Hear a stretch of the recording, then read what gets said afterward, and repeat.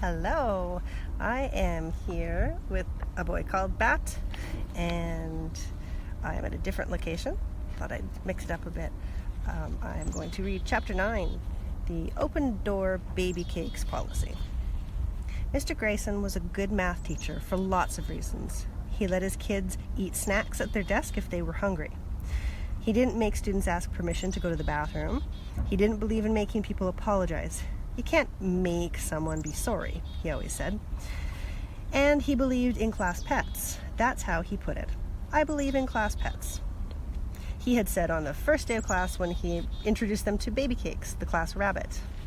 Babycakes, a white Angora bunny that looked like a giant fluff ball, lived in a pen in the back of the room near the bookshelves. It was a big pen with a gate. If anyone ever needs to cuddle, Mr. Grayson said, Babycakes is there for you. And that was the thing that made Mr. Grayson the best teacher Bat had ever had.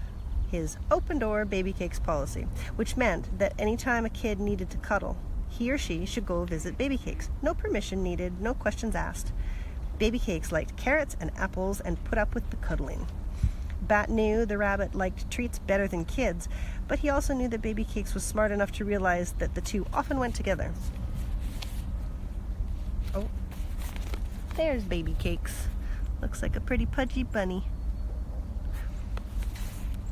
The thing about Mr. Grayson's open door Babycakes policy was that none of the kids wanted to ruin it by overusing it.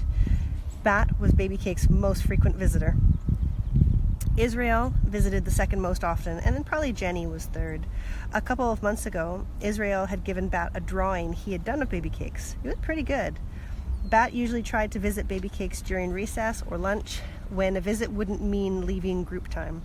But today he didn't think he could wait until recess. Maybe because he missed the baby skunk so much. When Mr. Grayson had everyone pull out the money game, Payday, that they played on Fridays, Bat slipped away from his table and headed up to the back of the room. Today, Babycakes wasn't sleeping. She was just sitting in her favorite spot on top of the plastic hutch where she slept. She looked like white cotton candy. Bat sat close to Babycakes and put his hand on her back, just to let her know he was there. He didn't want to startle her.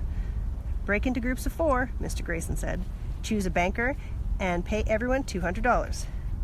For a moment, Bat thought maybe Mr. Grayson was going to let him skip the game and just hang out with Babycakes, but then he said, Bat, 5 minutes. Bat didn't want to play Payday. He didn't want to join the class in 5 minutes, but the open door Babycakes policy didn't mean it was okay to skip stuff in the class that they were doing. It was one of those unspoken rules that Mom was always talking about, those things that people are supposed to know without having to be told. Bat hated unspoken rules, but he loved the open door Babycakes policy. So when 5 minutes later, Mr. Grayson said, okay, Bat, time's up, Bat reluctantly scooted Babycakes off his lap where he had set her and rejoined the class. The games were all arranged. Jenny Pearson had dealt out $200 for Bat. Luca, Bat saw, had returned from the bathroom with red-rimmed eyes. She was in a different group. Ready? Jenny asked. I guess, said Bat. And he sat in the empty seat between Jenny and Raymond. Across from him, Corey rolled the dice. Bat sighed. It was going to be a long day.